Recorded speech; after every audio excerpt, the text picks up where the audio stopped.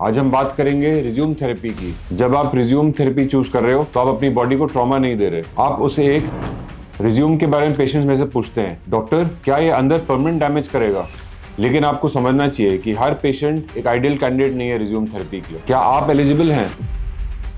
Size does not matter, but जब prostate बढ़ जाता है तो लाइफ रुक जाती है। रात को 4-5 बार उठना, बाथरूम के बिना कहीं जा नहीं पाना, फ्लो वीक और कभी कभी कंट्रोल भी नहीं। दोस्तों, ये सिम्टम्स उन थाउजेंड्स ऑफ मेल्स की रियलिटी है जो प्रोस्टेट एनलार्जमेंट यानी बीपीएस से सफर कर रहे हैं। रात को नींद डिस्टर्ब होना, बार बार वॉशरूम जाना, जल्दी आना, ये सिर्फ छोटी सी प्रॉब्लम नहीं, ये एक बाथरूम प्रिजन है। आपका दिमाग हर टाइम सिर्फ टॉयलेट के अराउंड ही रिवॉल्व करता है। बहुत से मेन सालों तक पिल्स पर डिपेंड रहते हैं और फिर एक दिन ऐसा आता है जब वो मेडिसिन भी काम करना बंद कर देती हैं। जब मैं इन पेशेंट से मिलता हूँ तो यूजुअली एक ही चीज मांगते हैं, डॉक्टर कोई ऐसा सोल्यूशन चाहिए जो परमानेंट होए लेकिन जिसमें बड़ी सर्जरी ना हो। आज हम बात करेंगे रिज्यूम थेरेपी की। ये कोई कटिंग एज साइफाई नहीं, ये एक प्रोस्टेट ट्रीटमेंट में नया रेवोल्यूशन है। इस वीडियो में हम समझेंगे कि कैसे ये स्टीम क्लीनिंग टेक्नोलॉजी से आप सर्जरी से बच सकते हैं। ये वीडियो उन मेल्स के लिए है जो अपनी लाइफ की क्वालिटी वापस चाहते हैं। चलिए बिना किसी मेडिकल जार्गन के सीधा मुद्दे की बात करते हैं। सबसे पहले समझते हैं कि प्रोस्टेट बढ़ता क्यों है। प्रोस्टेट आपके ब्लैडर के ठीक नीचे होता है जो पेशाब की नली के अराउंड होता है। इस पेशाब की नली को यूरेथ्रा कहते हैं। एज के साथ प्रोस्टेट ग्लैंड साइज में बढ़ता रहता है। सोचिए, एक पाइप के चारों तरफ कोई अगर प्रेशर डाल दे तो पानी का फ्लो पूरी तरह से रुक जाएगा। यही बीपीएच है। अब ज्यादातर मेन क्या करते हैं,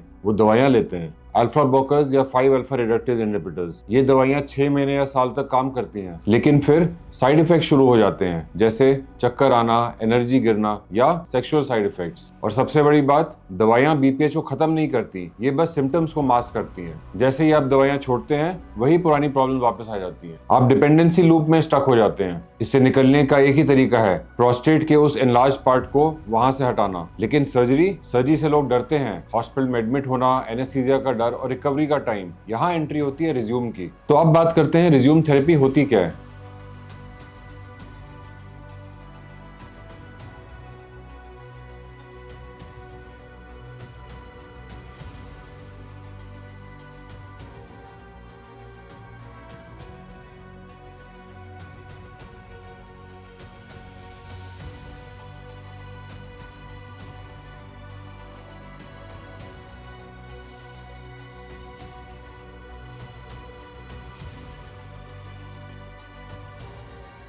रिज्यूम थेरेपी को समझने के लिए एक सिंपल एनालॉजी लेते हैं। इमेजिन कीजिए कि एक घर में पाइप ब्लॉक हो गई है और आप उसे खोलने के लिए दीवार को तोड़ रहे हैं। ये बड़ी सर्जरी है। अब इमेजिन करिए कि आप एक छोटी सी स्टीम गन यूज करते हैं जिससे सिर्फ ब्लॉकेज ही मेल्ट होती है। ये रिज्यूम थेरेपी है। रिज्यूम एक वाटर वेपर थर्मल थेरेपी है। रिज्यूम थेरेपी में हम एक डिवाइस यूरेथ्रा, जो यूरिन का रास्ता है, उसके थ्रू पास करके प्रोस्टेट तक पहुंचते हैं। जब हम प्रोस्टेट के उस पार्ट तक पहुंचते हैं जहाँ पे ब्लॉकेज हो रही है, वहां पे डिवाइस एक नीडल फायर करता है प्रोस्टेट के अंदर और वहां पे वाटर वेपर जनरेट होता है। ये वाटर वेपर या स्टीम एनर्जी प्रोड्यूस करता है जो प्रोस्टेट सेल्स को किल करते हैं और ये सेल्स डेड होने के बाद आस्ते आस्ते प्रोस्टेट श्रिंक हो जाता है। इस ट्रीटमेंट में कोई ब्लेड नहीं होता, इसमें कोई लंबा एनेस्थीसिया नहीं होता। इस ट्रीटमेंट में सिर्फ 10 से 15 मिनट लगते हैं और ये ट्रीटमेंट के लिए आपको हॉस्पिटल में सिर्फ 24 घंटे रहना पड़ता है। स्टीम प्रोस्टेट सेल्स को हिट करती है और अगले कुछ वीक्स में आपकी बॉडी उस डेड टिश्यू को नेचुरल तरीके से क्लीन करती है। पाइप वापस खुल जाती है और आपका नेचुरल फ्लो वापस आ जाता है। It is as simple and as brilliant as that. अब हम रिज्यूम थेरेपी को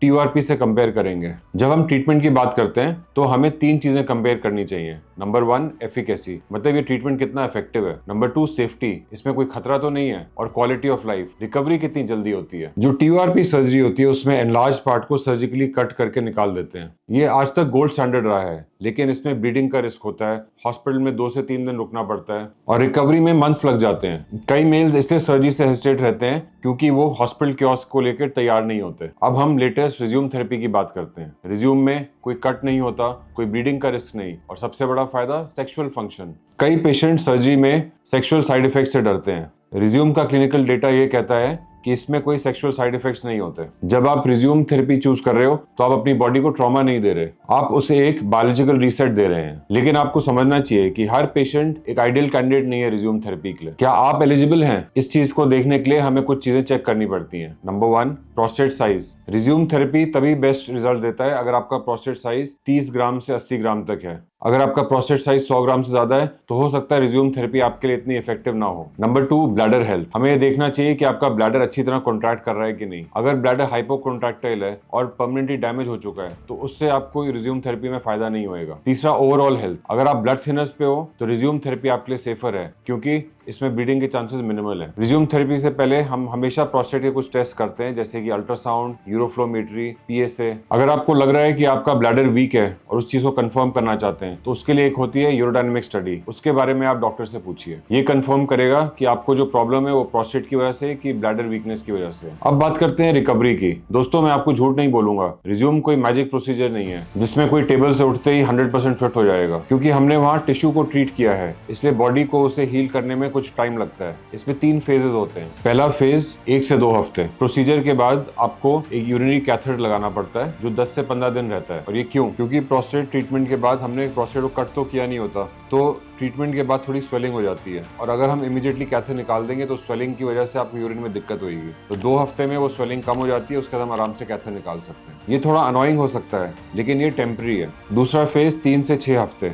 इस दौरान आपकी बॉडी हीलिंग प्रोसेस पूरा करती है, आपको पहले से बेटर महसूस होएगा, फ्लो बढ़ेगा, नाइट ट्रिप्स कम होंगे और लास्टली 3 महीने बाद अब आपका नेचुरल सिस्टम फुली रिकवर हो जाता है। आप भूल जाएंगे कि कभी आपको ब्लॉकेज भी थी कि नहीं। और जब हम रिकवरी की बात करते हैं इसका ये मतलब नहीं कि आप 3 महीने तक हॉस्पिटल में बेड रेस्ट पे ही पड़े रहेंगे। इसका मतलब है कि 2-3 दिन आपको बेड रेस्ट करना पड़ेगा, लेकिन उसके बाद बिल्कुल नॉर्मल लाइफ, आप नॉर्मल ऑफिस जा पाएंगे या घर पे भी अपने सारे काम कर पाएंगे। फाइनली अब इसके डिसएडवांटेजेस की भी बात करते हैं। एज अ डॉक्टर मेरा फर्ज है कि मैं आपको सिर्फ बेनिफिट्स ही नहीं बल्कि प्रोसीजर रिलेटेड लिमिटेशंस भी बताऊं। कोई भी मेडिकल प्रोसीजर 100% परफेक्ट नहीं होता और रिज्यूम भी इससे अलग नहीं है। फर्स्टली, अर्जेंसी, बार बार पेशाब की इच्छा। कुछ लोगों को प्रोसीजर के बाद यूरिन बार बार आता है, यूरिन जल्दी जल्दी आता है, आपको जल्दी जल्दी टॉयलेट भागना पड़ता है। ये बिल्कुल नॉर्मल है क्योंकि आपका ब्लैडर अभी हीलिंग प्रोसेस में है और थोड़ा सेंसिटिव है। सेकंड, यूरिन में जलन। आपको यूरिन करते टाइम यूरिन में थोड़ी जलन या चुभन महसूस हो सकती है। ये भी हीलिंग का एक हिस्सा है। अक्सर 2 से 4 हफ्तों में आपकी ये जलन बिल्कुल खत्म हो जाती है। कुछ पेशेंट्स मेरे से पूछते हैं कि रिज्यूम थेरेपी का इफेक्ट कितना लंबा चलता है। देखिए, रिज्यूम थेरेपी का इफेक्ट सस्टेन्ड होता है। 5 साल तक स्टडीज हुई हैं कि प्रोस्टेट में कोई प्रॉब्लम नहीं होती, यूरिन में कोई प्रॉब्लम नहीं होती रिज्यूम थेरेपी के बाद। लेकिन याद रखें कि प्रोस्टेट का बढ़ना एक नेचुरल एजिंग प्रोसेस है। हो सकता है कि कुछ सालों बाद प्रोस्टेट में फिर से थोड़े चेंजेस आए, लेकिन तब तक आप दवाइयों के बर्डन से फ्री रह चुके होंगे। अगर आपको लगता है कि आपको इमीडिएट रिजल्ट चाहिए और कैथेटर से भी डर लगता है तो शायद रिज्यूम थेरेपी आपके लिए बेस्ट ट्रीटमेंट नहीं है। लेकिन अगर आपको सर्जिकल रिस्क अवॉइड करने हैं और फिर भी लॉन्ग टर्म रिलीफ चाहिए तो आज के टाइम में रिज्यूम थेरेपी से बेटर और सेफर ऑप्शन कोई नहीं है। चलिए थोड़ा रियलिटी चेक करते हैं। आपने रिज्यूम थेरेपी करवाया, अब आपकी लाइफ कैसी है इमेजिन कीजिए। आप दोस्तों के साथ लंबी ड्राइव पे जा रहे हैं, आपको हर 30 मिनट्स में वॉशरूम नहीं जाना, आप पूरी रात 7 घंटे कंफर्टेबली सोते हैं, रात को उठना नहीं पड़ता यूरिन के लिए, आपके हार्मोन लेवल्स इंप्रूव हो रहे हैं, आपका मूड अच्छा हो रहा है, आपको फियर ऑफ लीकिंग नहीं है कि पब्लिक में यूरिन निकल जाएगा। ये छोटी लगने वाली चीजें आपकी मेंटल हेल्थ को डायरेक्ट इंपैक्ट करती हैं। बीपीएच सिर्फ फिजिकल प्रॉब्लम नहीं है, ये एक मेंटल टॉर्चर भी है। रिज्यूम आपको वो टॉर्चर कम करने में हेल्प करता है। रिज्यूम के बारे में पेशेंट्स में से पूछते हैं, डॉक्टर क्या ये अंदर परमानेंट डैमेज करेगा? दोस्तों, प्रोस्टेट का काम है सेमिनल फ्लूइड बनाना। रिज्यूम का टारगेट सिर्फ वो ऑब्स्ट्रक्टिव टिश्यू है जो ब्लॉकेज कर रहा है। ये आपके हार्मोन प्रोडक्शन यानी पेनिस सेंसिटिविटी को टच भी नहीं करता। ये टेक्नोलॉजी प्रिसीजन पर बेस्ड है, कंप्यूटर गाइडेड प्रिसीजन, इसलिए फेयर फैक्टर निकाल दीजिए। और एक सवाल, क्या इसके बाद प्रोस्टेट कैंसर हो सकता है? ये आपको समझना चाहिए, रिज्यूम कैंसर का इलाज नहीं है और ना ही ये कैंसर का रिस्क बढ़ाता है। ये सिर्फ बीपीएच ट्रीटमेंट के लिए है। Routine cancer screening, PSA test आपको प्रोसीजर के बाद भी कराते रहना चाहिए, चाहे आपने सर्जरी करवाई हो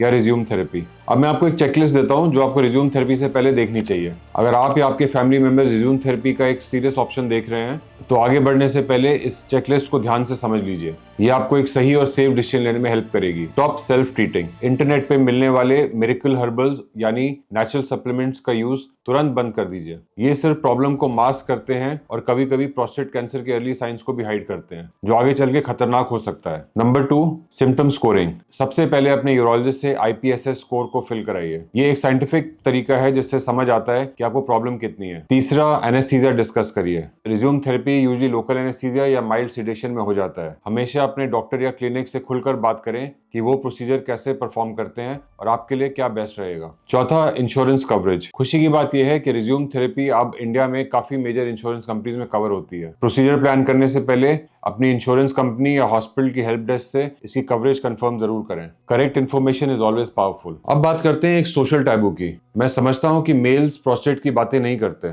हम लोग अपनी हेल्थ को इग्नोर करने में एक्सपर्ट हैं। हमें लगता है ये तो एज के साथ होना ही है। दोस्तों, एज के साथ होना और टॉलरेट करना दोनों अलग चीजें हैं। अपनी हेजिटेशन को छोड़ दीजिए, अपने यूरोलॉजिस्ट के पास आज ही जाइए और ये सवाल पूछिए, डॉक्टर क्या मैं रिज्यूम थेरेपी के लिए कैंडिडेट हूँ। फाइनली बताना चाहूंगा, रिज्यूम थेरेपी एक प्रोसीजर नहीं है, ये आपकी फ्रीडम है। रिपीटेड मेडिसिन से फ्रीडम, सर्जरी के डर से फ्रीडम और बाथरूम के चक्कर काटने की मजबूरी से आजादी। सो फ्रेंड्स, अगर आपको ये वीडियो पसंद आया तो इसे लाइक करिए, शेयर करिए और चैनल को सब्सक्राइब करना ना भूलिए। Thank you.